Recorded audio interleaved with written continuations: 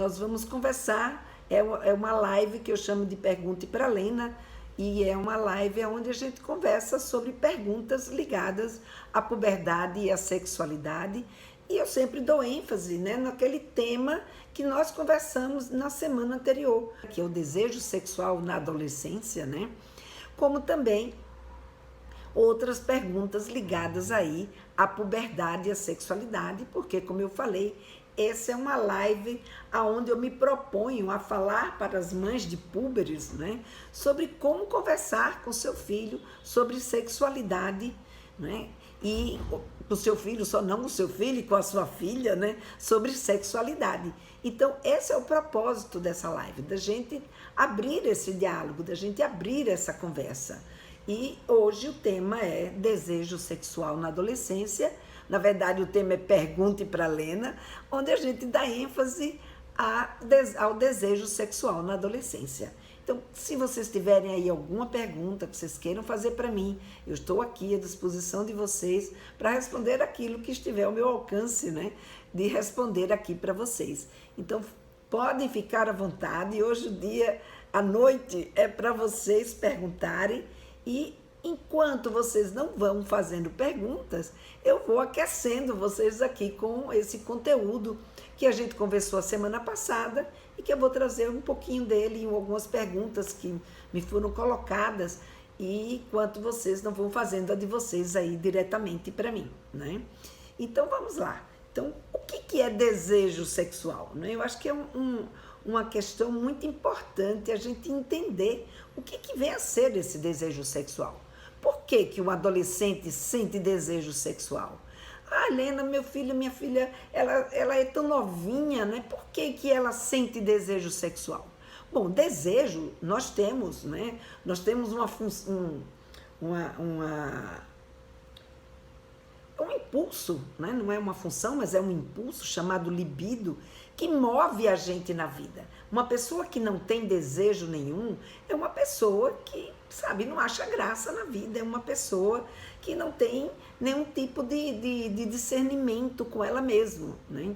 Boa noite, Helena, tem uma filha... Oh, já chegou uma pergunta, já fico logo animada, nem deu tempo de eu entrar aqui no meu conceito, mas eu dou continuidade aqui. Não se preocupe não, que eu não vou deixar em aberto não, é porque eu tenho medo de perder aqui a pergunta, mas vamos lá. Tem uma filha de 11 anos, esses dias ela me disse que talvez goste de alguém do mesmo sexo. Isso já pode ser definitivo? Essa é uma pergunta bem boa, viu, Pasquale? E eu até vou chegar daqui a pouco nela, porque eu também tenho uma outra pergunta, né? Eu vou até antecipá-la. Deixa só eu te explicar o que é esse desejo, o que é o desejo sexual, né? E de onde ele parte, para depois eu entrar nessa sua pergunta. Porque eu tenho uma outra pergunta também de uma outra mãe, que é muito parecida com essa sua, e aí eu vou juntar as duas e já eu respondo as duas para vocês, tá bom?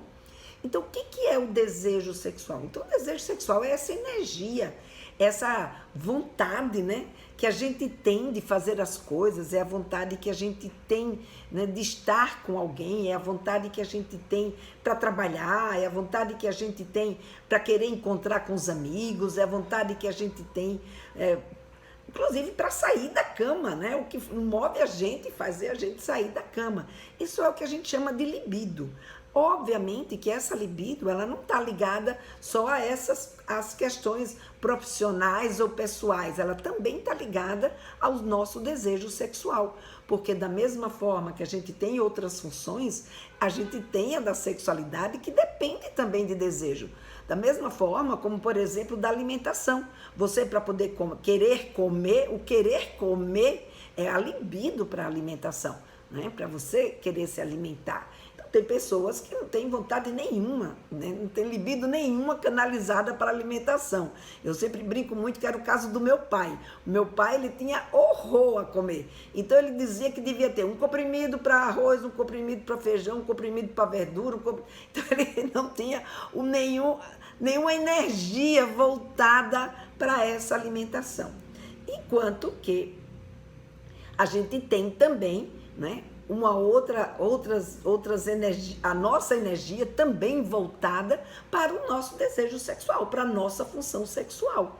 Então, essas funções da gente exigem da gente esse tipo de energia, para que a gente possa exercê-las, para que a gente possa dar conta delas, para que a gente possa fazer as coisas acontecerem. E entre essas funções está o desejo sexual, está a libido sexual. E essa libido sexual, ela vem exatamente quando? Ela vem com essa intenção, né, voltada para a curiosidade sexual, para o desejo de se descobrir, o desejo de descobrir o outro, o desejo de pertencer ao outro, de mobilizar o interesse do outro e de querer que o outro, né, também mobilize o seu. Então, essa libido, que é a libido, né, do relacionamento e a libido do sexo propriamente dito, né? Porque você vai ter aí a libido, né, que é do desejo de você estar com alguém, mas existe também o desejo sexual, que é o desejo de você, sabe, sentir a sensação sexual. E o sentir essa sensação sexual não necessariamente vai ser com alguém ou através de alguém, e sim de você mesmo, né? De você descobrir o seu corpo, de você ter interesse em buscar os assuntos ligados à sexualidade, de você querer, né, ter algum, como é que diz? Conhecimento a respeito da sexualidade. Tudo isso vai estar dentro desse desejo, né, voltado para a sexualidade. E por que isso acontece na adolescência? Acontece na adolescência porque na adolescência começa o desenvolvimento dessa maturidade sexual. Ou seja, o jovem, através, né, dos hormônios, através da sua capacidade de desenvolvimento mental e cerebral, que faz com que ele agora desenvolva novas capacidades, uma capacidade de abstração, uma capacidade de fantasiar, de entender melhor aquilo que está próximo a ele, as falas que estão sendo ditas, os textos que ele pode ler, enfim, uma série de situações que estão acontecendo ali com ele, que agora que ele está na puberdade, que eles estão entrando na puberdade, tudo isso começa como é que eu diria? Começa a ir fazendo sentido para esse adolescente, né? E eles vão começando a entender determinadas peças de alguns quebra-cabeças do seu entendimento, que agora, nesse momento, eles começam a perceber. E além desse entendimento, principalmente das suas sensações, ou seja, se ele, quando era pequenininho, ou ela era pequenininha, quando ela sentia uma cosquinha, aquela cosquinha, por exemplo, na sua xoxota, ou a sua cosquinha no seu pintinho, era uma cosquinha que daqui a pouco, sabe, se dissipava e aquilo nem fazia eles tomarem consciência do que estava acontecendo. Agora, com a chegada dos hormônios, essa sensação é diferente. E essa sensação não só é diferente, né, porque eu sempre falo que ela é um comichão, né, como ela também provoca novas emoções.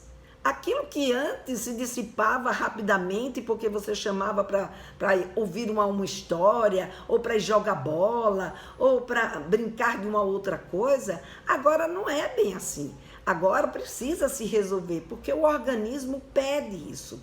Não é porque o seu filho adolescente, sua filha adolescente, ela resolveu que agora ela vai querer se interessar por sexo, ela vai querer desejar alguém. Não, é a maturidade, é o processo de maturidade que vai transformando nisso. E esse processo de desejar alguém, né, é um processo que ele tem etapas. Então, tem uma etapa em que a gente está aprendendo a ser do sexo que a gente está aprendendo a se identificar com quem nós somos, e nesse momento, né, o interesse maior está muito mais em nós do que no outro. Mas o outro, muitas vezes, principalmente, por exemplo, no caso das meninas, né? Então, o outro aí é a grande amiga dela, é a pessoa com quem ela está se espelhando, em quem ela está se espelhando para poder se desenvolver como mulher, muitas vezes há a possibilidade, né, de confundir esses sentimentos, de pensar que aquela atração que ela tem, porque ela admira, porque ela vê naquela garota a possibilidade, né, de exercer um papel, que é um papel que ela gostaria de ser como mulher, ou seja, que é uma situação de atração, de admiração, muitas vezes pode ser confundida essa admiração com um sentimento maior. Então, nessa idade, como você perguntou, se a sua filha com 11 anos já podia ser uma coisa definitiva, não, sabe? Definitiva não é, o que não quer dizer que também não seja, né? Então, não dá pra gente afirmar se ela é homossexual, ou se ela é bissexual, se ela é pansexual, se ela é heterossexual, nessa fase de 11 anos. O que não quer dizer que a gente não tenha que valorizar aquilo que ela está dizendo. Então, se ela diz que ela acha que gosta de uma menina, o que a gente precisa entender aí? A gente precisa entender que ela está sentindo isso. Ela não tirou isso do nada, ela está sentindo isso. Mas a gente precisa saber dela por que ela está dizendo isso, por que ela está se sentindo desse jeito. Porque é a partir da resposta que ela te dá, da forma como ela te responde, de como é que ela está se sentindo desse jeito, que você vai poder então encaminhar uma orientação, né, de ver se ela pode estar confundindo, né, de orientá-la com relação, e o que você vai fazer com isso? Que é uma outra pergunta importante que a gente precisa ter nesse momento, né, porque as pessoas nessa idade, elas podem e sentem essa atração. Tanto que Freud, há muito tempo atrás, né, ele já chamou essa faixa etária, né, que ele chamou de fase da homossexualidade, porque era uma fase que poderia haver brincadeiras sexuais, inclusive entre as pessoas dessa mesma idade. Mas, né, essa atração maior que existe entre eles não é nem a atração física, é a atração muito mais psíquica, é um entendimento, uma cumplicidade e um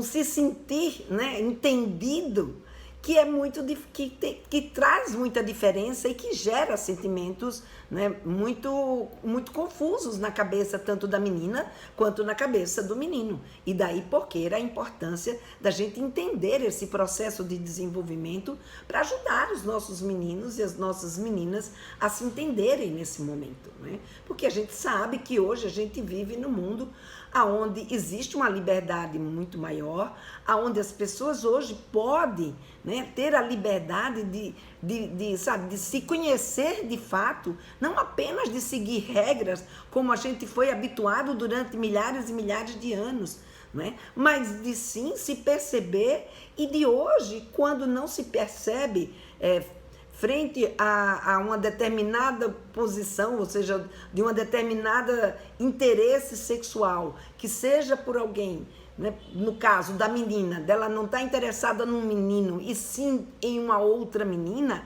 ela hoje tem essa liberdade e essa possibilidade de conversar com você sobre isso. Agora, você imagina na minha época, aliás, não precisa nem para a minha época, na sua época ainda não havia essa facilidade de conversar com a sua mãe sobre os seus sentimentos, sobre como você estava se sentindo diante de uma expectativa, né, de afetividade que era diferente daquela que você sabia que a sua mãe, que o seu pai tinham de expectativas em relação a você. Então, quando a gente tem um tipo de sentimento, um tipo de desejo, que é um desejo que foge às expectativas dos nossos pais, e os adolescentes percebem, eles sabem muito bem, porque não foi na adolescência que vocês começaram a dizer se vocês tinham a expectativa deles serem heterossexuais, homossexuais, bissexuais. Não. Isso foi colocado desde quando eles são pequenininhos. Eu lembro muito bem, quando eu era menina, minha mãe vivia dizendo: mulher com mulher vira jacaré, homem com homem vira lobisomem, sabe? Então, isso era um jeito, nas entrelinhas, de dizer pra gente que mulher não se relacionava com mulher e que homem não se relacionava com homem.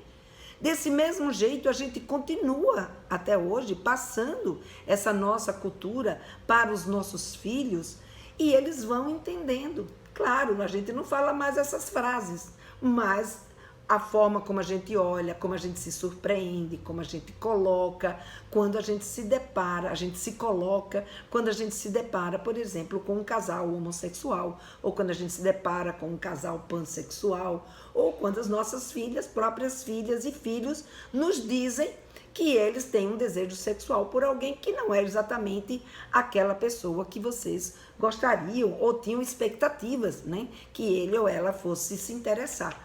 Então isso gera neles um sentimento de medo de ser rejeitado, né? Não é fácil para eles dizerem isso, mas hoje já podem contar com pais e mães que são mais acolhedores e que eles podem trazer esse tipo de conversa.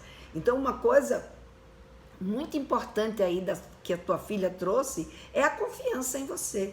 É de conversar, sabe? De você estar aberta para ouvi-la, dela saber que você suporta conversar com ela sobre esse assunto, né?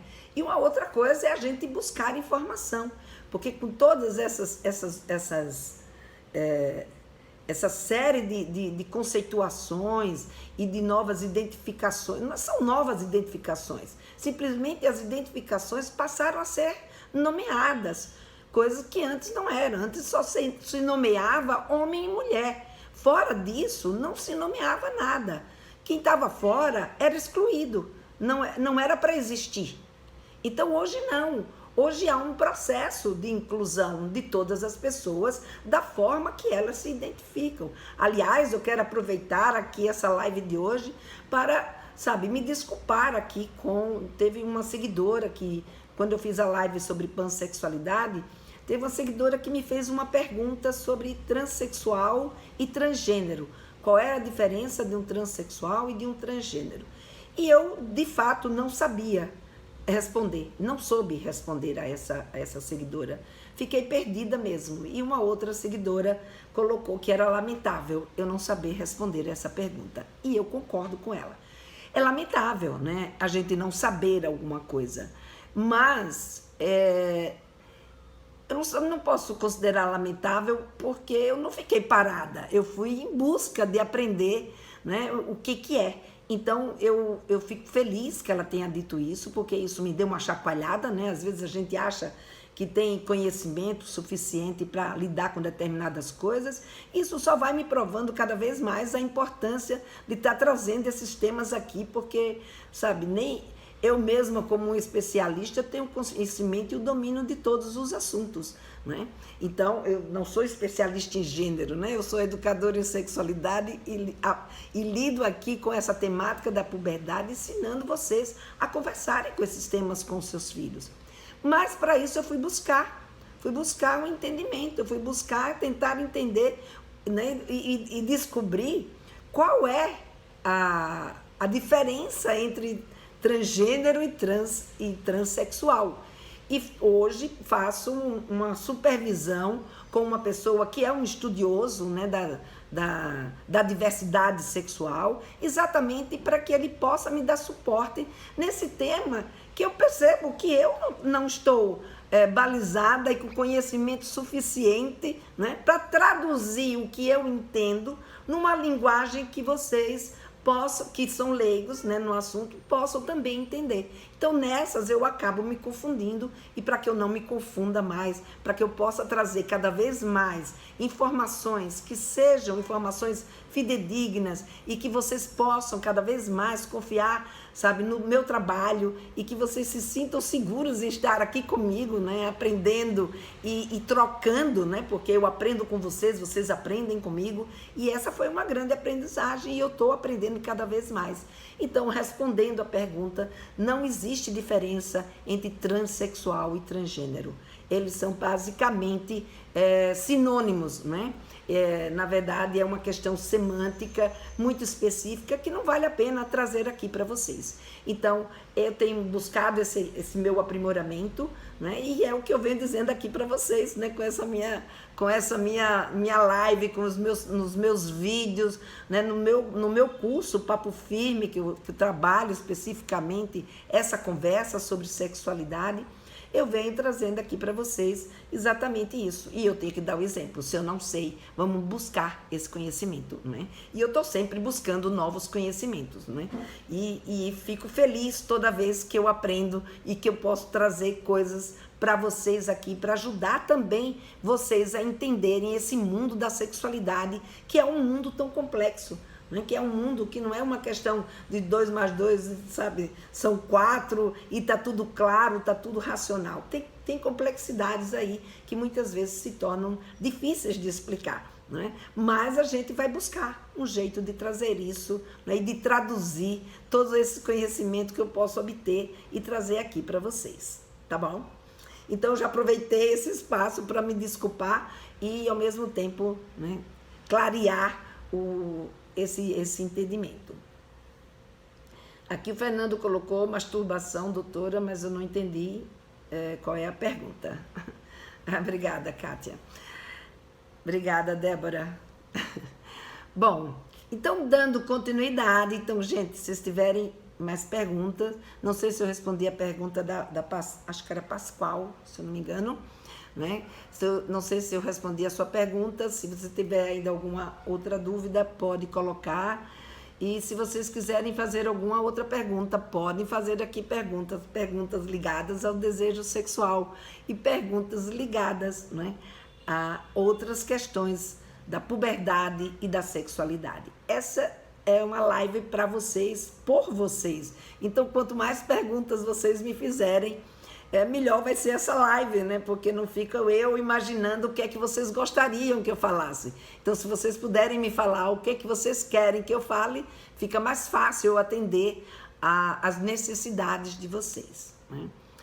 Bom, eu não sei direito o que o Fernando quis dizer aqui com a masturbação, mas a masturbação é um interesse sexual, não é? É um desejo, quer dizer, na verdade, não é um desejo. A masturbação é um meio do adolescente, né, ou do púber, dele resolver um desejo sexual, ou seja, uma sensação sexual que ele esteja fazendo. Então, a masturbação é o meio dele resolver, né? Quando se tem uma parceria, pode-se resolver esse desejo sexual através de uma relação com o outro, ou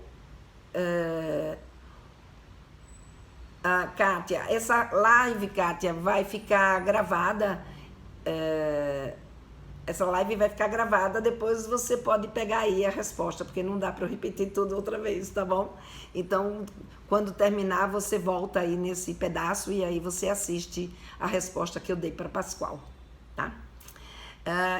Então, Fernando, a masturbação, ela é um meio das pessoas, né? É uma prática sexual, né? Do mesmo jeito que é a relação sexual. A relação sexual a gente faz na companhia de uma ou mais pessoas, depende aí, né, do desejo de cada um, e a masturbação, ela é feita, em geral, ela é feita sozinha, mas também pode ser feita a masturbação no outro, que é como se costuma falar, a troca de carícias entre os genitais de uma pessoa com a outra, né?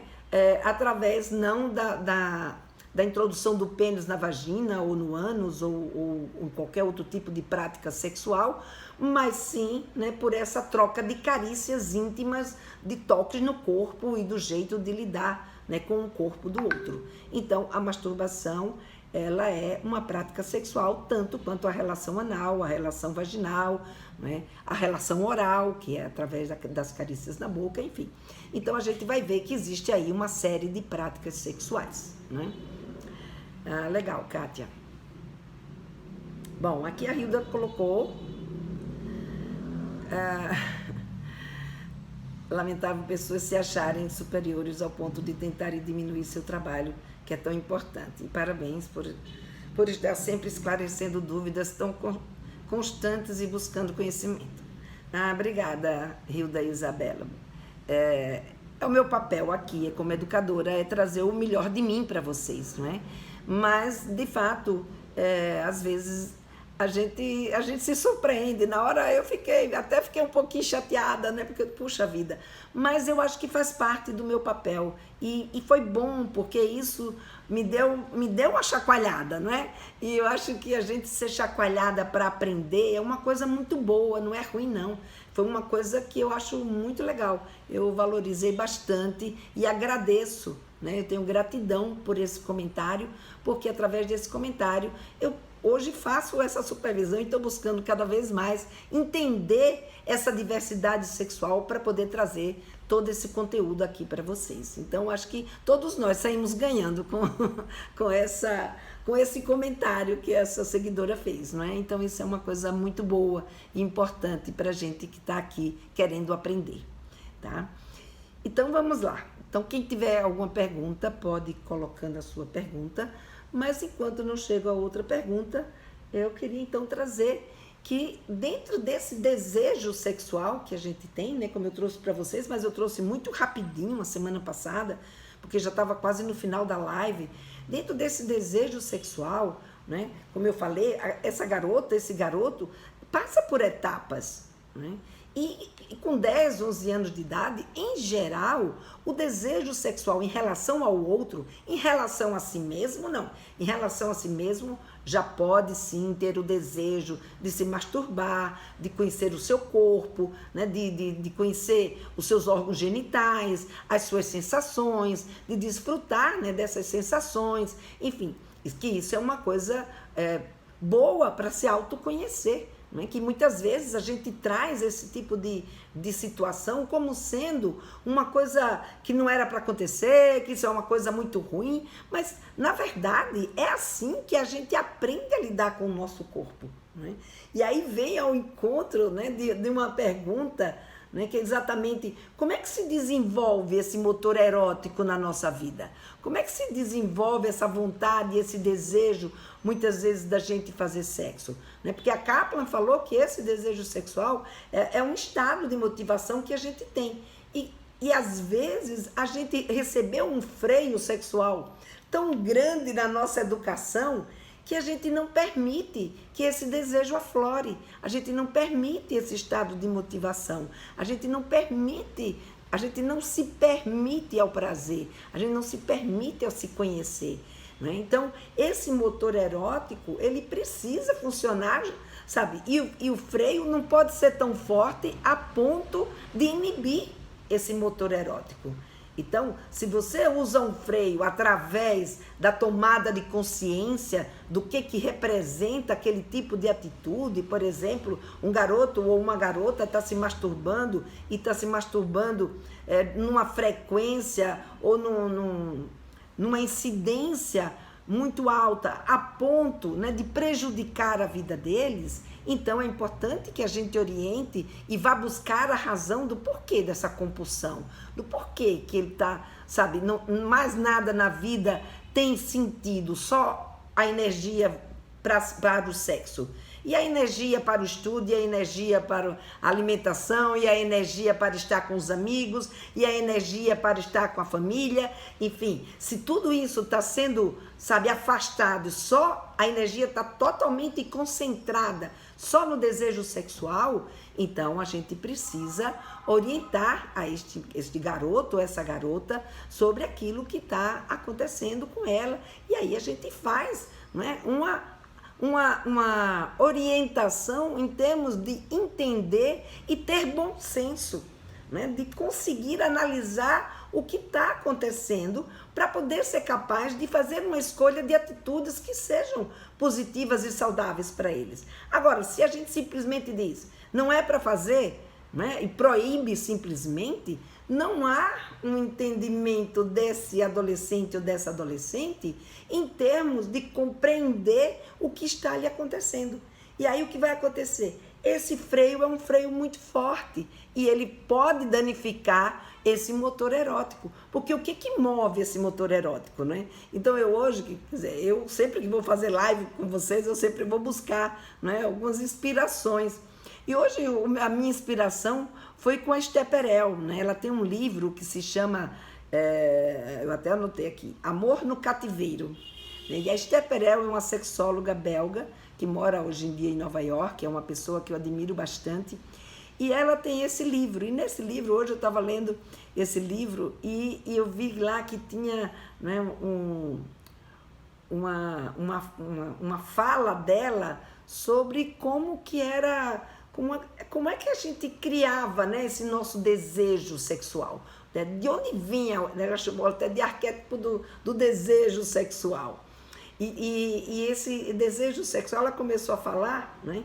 E aí uma coisa que ela colocou era que esse desejo sexual, né, a forma como a gente lida com esse desejo sexual, principalmente em relação a gente mesmo, né, e ao outro, depende das emoções que a gente sentiu desde quando a gente é pequeno, desde, sabe, dos primeiros contatos que a gente teve na nossa vida. Inclusive os contatos com os pais, com o pai, com a mãe, com a avó, com o avô, padrinho, primo, irmão. Ou seja, essas relações estabelecidas durante a mais, como é que eu diria, a mais tenra infância, né? Ela já vai influenciar na forma como cada um de nós vai lidar com o nosso desejo sexual quando a gente se torna adulto. Então, quantas vezes eu vejo aqui na minha mídia, né, eu vejo como é que diz, nos comentários de alguns vídeos que eu posto, muita gente dizendo, ai, deixa a criança em paz, para de falar de sexualidade da criança, que a criança não tem nada a ver com isso. Só que tem, e não é porque eu estou falando, não. É porque a nossa sexualidade, ela não se desenvolve a partir da adolescência. Ela se desenvolve desde a hora que a gente nasce. Então, essas relações que a gente estabelece com a nossa mãe, com o nosso pai, com o nosso avô, com a nossa avó, tudo isso vai gerar o quê? Experiências. E essas experiências vão ser traduzidas para a gente em emoções. Dependendo das emoções que a gente vive, a partir das experiências que a gente teve, a gente vai construir um motor erótico, ou um motor erótico mais potente, ou um freio erótico, ou um freio sexual mais potente. Ou a gente vai ter um freio e um motor que vai funcionar equilibrado e nos dar uma vida sexual saudável. Então, quando a gente vê, por exemplo, como é que a gente vivenciou as nossas relações, né? A gente aprendeu a sentir prazer, né? Nos permitiram sentir prazer. Por exemplo, o Vitor Dias diz que quando a gente dá um tapa na mão de uma criança de 4 anos e diz, tira a mão daí que isso é feio, a gente nessa hora está dizendo para essa criança que ela não pode sentir prazer com esse toque. Então a gente vai fazendo um resgate, né, do que a gente sentiu, né, que emoções a gente viveu ao longo da nossa vida em relação ao confiar no outro, ao receber, né, a gente sabe receber carícia das outras pessoas, receber carinho do outro, a gente sabe perder. Como é que a gente lidou, né, com a frustração? Como é que a gente lida hoje com a questão da frustração dos nossos filhos? Né? E isso vem de onde? Vem desde os pequenininhos. Né? Quando a gente, por exemplo, vai deixar na escola, ele começa a chorar e a gente fica com a dor no coração de deixar ali na escola, porque a gente é mãe e aquilo dói demais e a gente, muitas vezes a gente não consegue. Mas só que todas as vezes que a gente impede o nosso menino e a nossa menina de viverem uma experiência que eles vão ter que sentir aquela emoção e aprender a lidar com ela, a gente impede os nossos filhos de aprender a lidar com isso. Então a gente não deixa eles sentirem direito. E isso vai ser reproduzido nas relações deles mais adiante. Então a gente vê muitas questões ligadas exatamente a essas primeiras experiências, primeiros conflitos, né, que a criança vive desde a mais tenra idade. Então, como que ela se sente em relação ao corpo? Como é que ela aprendeu as coisas em relação ao sexo? O sexo é uma coisa conversada e falada dentro de casa? É algo que a família lida com tranquilidade, eu diria até de forma lúdica, trazendo com tranquilidade esse tema no seu dia a dia? Ou ele é tratado como uma coisa suja, como uma coisa feia, como algo que não pode, como algo que tem que ser repreendido, tem que ser evitado? Então, essa forma como a gente se relaciona com os nossos filhos vai fazer com que os nossos filhos registrem e tragam emoções, registrem os seus sentimentos e os sentimentos deles em relação ao como que a gente está tratando esse tipo de situação, né? Como é que ele lida com a sua sexualidade? Então, como é que foi tratada a sua sexualidade? Tudo isso vai influir na sua forma de lidar com a sua sexualidade adulta, né? Então ela diz que tudo isso ela chama de dote do amor adulto, né? Eu achei muito interessante esse termo, né, do dote. A gente muitas vezes pensa no dote econômico, mas a gente tem esse dote sexual, a gente tem esse dote da sexualidade, esse dote do amor adulto, como ela chamou, que a gente vai levar para a nossa vida e que vai estar presente nas nossas relações e que vai estar presente nesse nosso desejo, que vai fazer a gente desejar mais, vai fazer a gente desejar menos. Ai, meu adolescente é maravilhoso, olha, a minha menina é fantástica, sabe, sabe, só quer saber de estudar. Gente, se preocupe com isso. Isso não é fantástico, porque o natural nessa idade não é que ela só queira estudar. Estudar é bom, canalizar energia para o estudo é bom e é importante. Mas se ela só quer estudar, ela sabe, ela se isola, ela não tem amigos, ela não sabe, não tem energia para ir para festa, para conhecer pessoas, para brincar com as pessoas.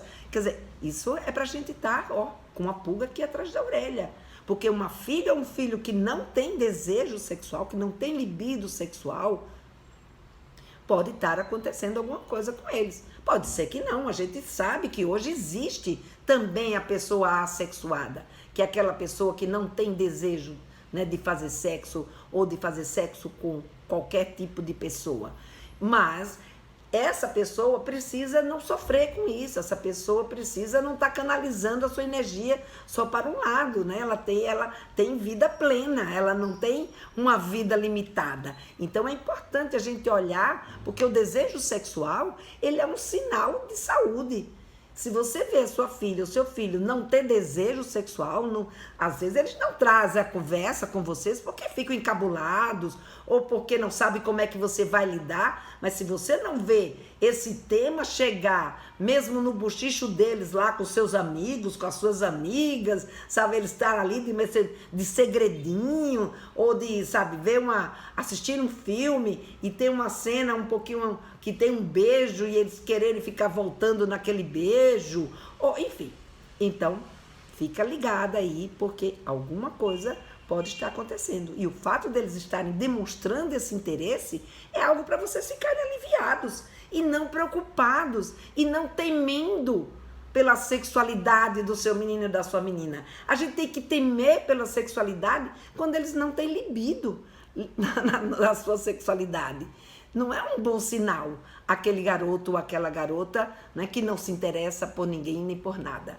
Então, claro, se isso mais adiante não fizer eles sofrerem, ótimo. Mas se fizer sofrer, tem que estar de olho e ver o que está acontecendo com eles.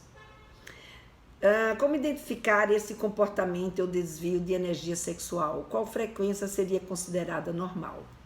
E como conversar isso com um pré-adolescente? Boa, Hilda, gostei da tua pergunta. Vamos lá. Você está falando quando eu falei de masturbação, né? Que eu falei que quando acontece de uma forma exagerada, aí, ou seja, que ele canaliza a sua energia só para a energia sexual.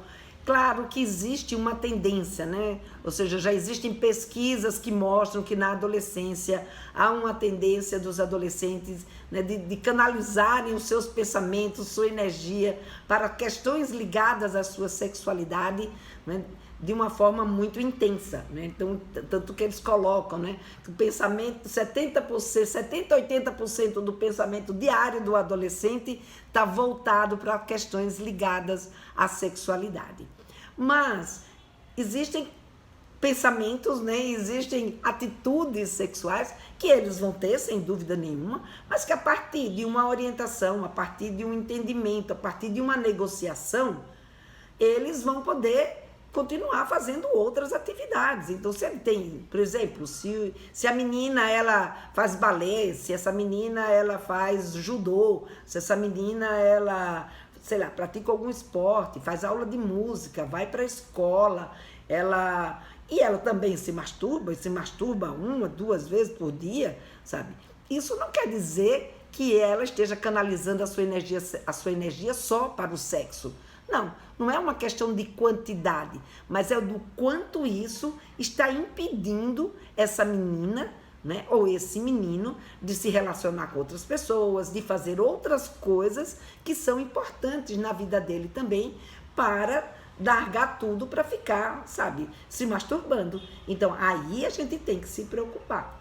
Como conversar? É abrir, né, o teu coração pro teu filho. Olha, estou sabendo, estou percebendo, toda vez que a gente vai para um lugar, você não vai. Por que que você não vai? Então, começa a questionar por que que não vai. E mostrar, né, que a vida não é feita só de uma única atividade. Faz uma comparação, por exemplo, com comida. Você vai ver isso não é só com a masturbação. A gente vai ver isso também com a energia canalizada para outras funções, não é? Como, por exemplo, se alimentar. Você vai ver que tem pessoas que, sabe, deixam tudo para ficar comendo, né? Aonde o comer é uma coisa compulsiva, não é uma coisa por necessidade, prazer ou degustação, mas sim em função da pessoa tá canalizando a sua energia naquele momento. Então, é importante descobrir o que está mobilizando. Às vezes, eles não sabem. Eles também não têm ideia do porquê que ele está concentrando essa energia. Então, se essa situação de fato está acontecendo, é importante buscar a ajuda de um psicólogo, porque através, né, de uma terapia que vai poder identificar o que é que está acontecendo naquela situação, que é uma situação extrema. Agora, se você... não estou nem falando aí de uma situação extrema que precisa de ajuda do psicólogo. Vou pegar um outro exemplo que a gente pode orientar e conversar sobre a masturbação. Por exemplo, está se masturbando no quarto com a porta aberta. E você passou, viu, e aquilo foi uma visão que não lhe agradou. Então, você tem o direito, por exemplo, de chegar, passei por aqui e vi que você estava aqui brincando com você mesmo. Vamos conversar um pouquinho sobre isso? E aí você vai falar, o que é que você quer dizer para ele? O que foi que lhe incomodou?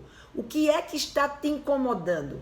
Porque o importante aí não é a gente conversar por conversar e fazer um sermão e uma preleção sobre sexo, mas sim você tentar primeiro entender em você o que é que está te incomodando naquele interesse sexual do teu filho ou da tua filha. E se perguntar, o que está me incomodando é uma coisa que é minha? Né? Ou é uma coisa que de fato está colocando o meu filho ou minha filha em risco? Se for uma coisa que de fato esteja colocando a sua filha ou seu filho em risco, ou seja, ele ou ela está se masturbando no local onde eles podem ser agredidos, ou onde eles podem ser abusados, onde pode correr um risco de estupro, você tem que sentar e conversar sobre esse tema que está te preocupando.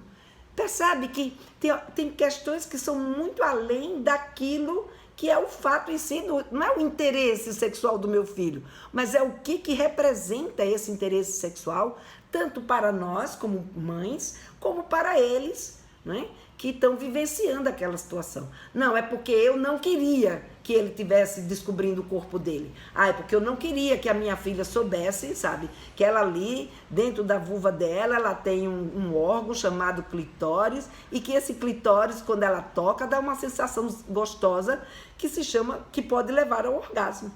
Então, sou eu que não quero? Então, peraí, para, né, e vê o que é que você vai conversar com a tua filha.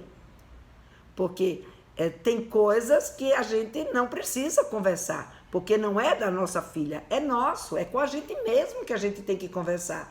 E a gente buscar ajuda no sentido de tentar entender por que isso está me incomodando. Por que eu não quero que a minha filha descubra o prazer? Por que eu não quero que o meu filho descubra o prazer?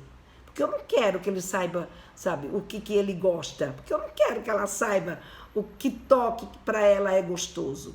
Então a gente precisa se perguntar e buscar ajuda, né? Eu tenho mães que vêm me buscar, vêm me procurar no sentido da gente conversar, para a gente tentar entender o que é nessa relação que está me perturbando. Porque às vezes eu venho então e trago um tipo de conversa que vai deixar para ela ou para ele, Hilda, um dote de amor que é travado.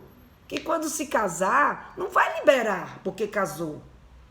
Porque passou a vida inteira aprendendo que não era para ser feito, passou a vida inteira se travando. O desejo continua, mas a forma como vai vivenciar esse desejo vai ser travada, vai ser cheia de dificuldades. Por quê? Porque a gente não aprendeu a conhecer o corpo, porque a gente não aprendeu a se autorizar a ter prazer como uma coisa positiva e boa na nossa vida. Então, é esse olhar que a gente precisa desenvolver nesse sentido. Então, quando a sua filha, o seu filho, na adolescência, tem desejo sexual, veja isso como uma notícia boa. Como ele vai lidar com esse desejo? Vai depender da orientação, dos valores, das expectativas que vocês puderem construir. Tanto você quanto a sociedade que ele está inserida. Vai ajudá-lo a construir essa forma de lidar com essa situação, entendeu? Então, não sei se eu te respondi. E para conversar, é conversar como eu te falei, né? Vai perguntando, pergunta como é que ele está se sentindo, né? Basta observar que eles estão se isolando, deixando de fazer, exatamente, deixando de fazer outras coisas e ficarem trancados. Exatamente, Hilda. Se isolou, isso é preocupante, tá? Eu tenho um outro supervisor que eu tive na minha vida, com quem também aprendi muito e tive até o prazer de trazê-lo aqui uma vez numa live aqui comigo, que é o Luiz Amadeu Bragante, que é um especialista em adolescentes. Uma vez ele disse uma coisa que eu nunca esqueci: uma adolescente ou uma adolescente sozinha é preocupante, não é uma coisa boa. Uma menina ou menino que está na adolescência precisa ter seus amigos, precisa ter sua turma, precisa estar engajado, seja no esporte, seja um grupo, sabe, de música, seja um grupo da escola, seja um grupo, enfim, ele precisa ter amigos, né?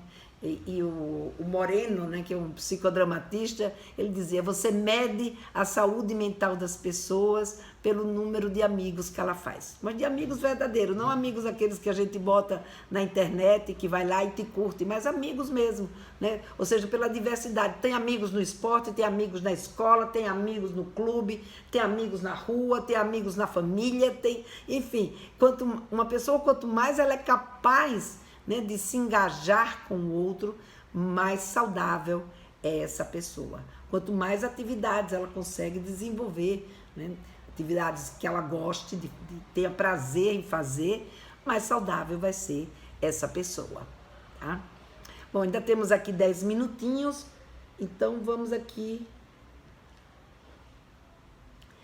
Que na verdade aqui de uma mãe, né, que ela era essa história dela que eu já acabei respondendo, né, através da pergunta que a Pascoal fez. Então, só que essa mãe, ela pegou a sua filha, né, brincando com uma outra menina, né, uma tocando na vagina da outra, e ela ficou muito, muito perturbada e angustiada com essa cena que ela viu. E ela, então, veio me procurar para saber, né, por que isso acontece, né? Então, como eu falei para vocês lá em cima, né, a gente tem um interesse afetivo, a gente tem um interesse sexual e a gente tem um interesse romântico. Tudo isso está ligado a essa libido, né, a esse desejo sexual.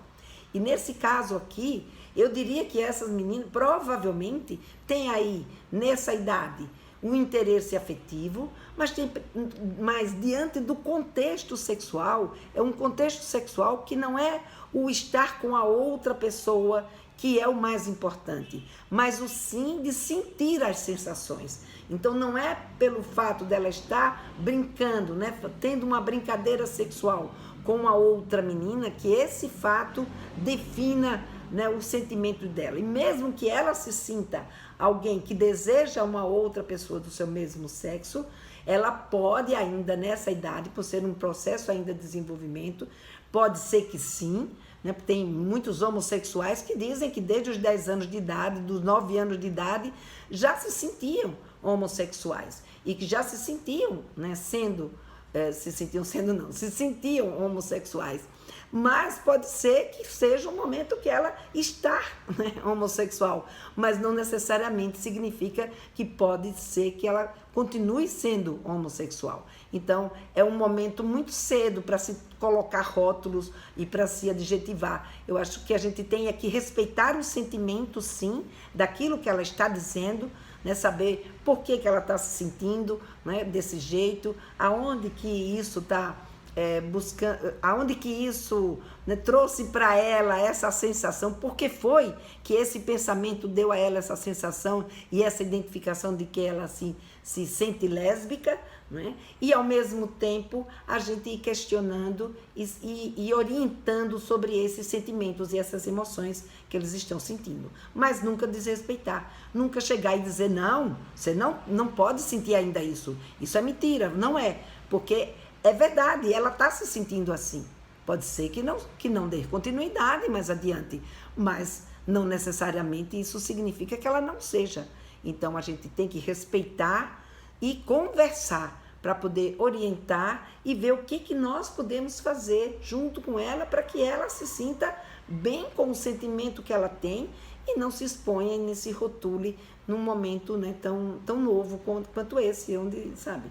Do mesmo jeito que hoje eu estou apaixonada pelo A, amanhã eu posso estar apaixonada pela B, posso estar apaixonada pelo C, enfim, os sentimentos nesse período da nossa vida. Se na fase adulta a gente tem sentimentos que, sabe, que não são, a gente não é obrigada a gostar da mesma pessoa até o fim da vida, a gente sabe que isso é algo que foi imposto, né? Que não é uma coisa da natureza humana, quanto mais nesse momento que a gente está começando a despertar para esses sentimentos, a despertar para essas sensações. Então é a gente ir com calma, com paciência, né? E com escuta, de ouvir as nossas filhas, de ouvir os nossos filhos, tá?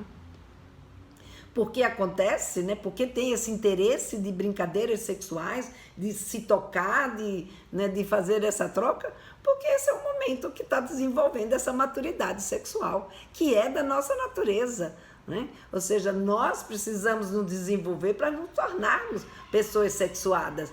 E por isso, esse é um momento, né, da puberdade, é um momento que essas sensações começam a surgir e cada vez ficar mais intensa. Então, eles vão ter mesmo essa vontade de se descobrir, de se tocar e de descobrir o outro.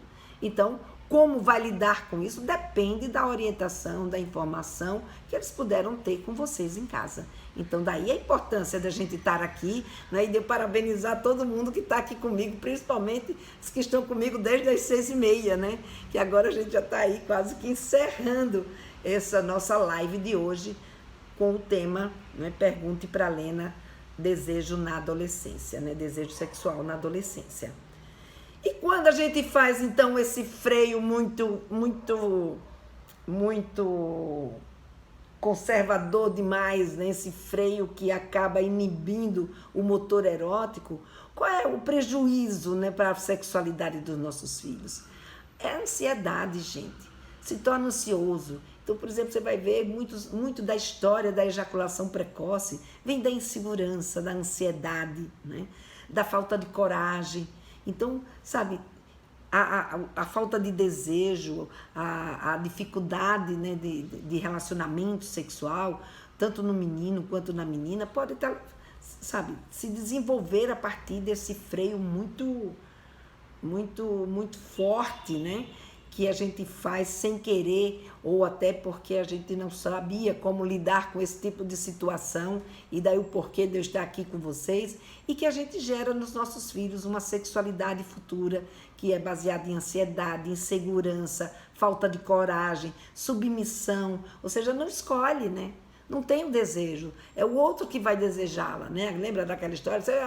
Eu vou te usar hoje, vai lá, toma um banho. Quer dizer, a mulher não tinha a possibilidade de ter desejo. Então isso hoje não faz mais sentido. Hoje as nossas meninas e os nossos meninos podem e devem escolher e fazer quando estiver com desejo, com vontade, né, de estar com o outro, se estiver com vontade. O menino não tem mais que estar com todas as meninas que deram, sabe, como diz aí, deram mole para ele, nem as meninas precisa só querer estar se o outro falar, né, ou sinalizar que deseja ela. Ela também pode buscar o seu desejo. Então, a gente hoje vive num mundo que é isso, mães. E se a gente não se prepara, se a gente não olha para esse desejo como uma coisa positiva, mas que a gente, como vive numa sociedade, tem normas, tem regras, tem expectativas, a gente acaba não tendo a oportunidade de trazer os nossos filhos para perto e ajudá-los a entender melhor esse tipo de situação e lidar de forma adequada com esse desejo.